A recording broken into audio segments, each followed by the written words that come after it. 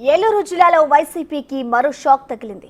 ఉమ్మడి పశ్చిమ గోదావరి జిల్లా పరిషత్ చైర్పర్సన్ గంట పద్మశ్రీ ప్రసాద్ దంపతులు వైసీపీకి గుడ్ బై చెప్పారు.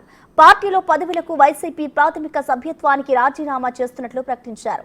జెడ్పీ చైర్పర్సన్ భర్త గంట ప్రసాద్ జిల్లా బీసీసీఎల్ అధ్యక్షులుగా ఉన్నారు.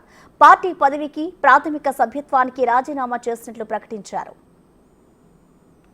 నేను గత 13 సంవత్సరాలుగా పనిచేస్తున్న వైసీపీ పార్టీకి నేను మా భార్య ఇద్దరు కూడా రాజీనామా చేశాం.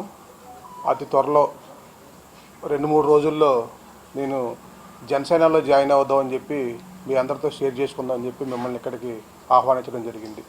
గత 2 నెలల నుంచి చాలామంది రకరకాల ట్రోల్ చేస్తూ ఉన్నారు.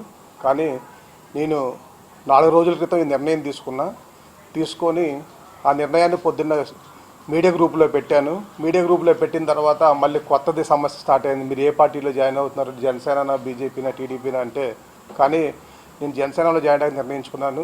అందువల్ల ఇన్ని రోజులు నా ప్రయాణంలో సహకరించిన కార్యకర్తలకు కానీ, నా అభిమానులకు కానీ, అట్లా మీడియా మిత్రులకు కానీ అందరికి కూడా పేరు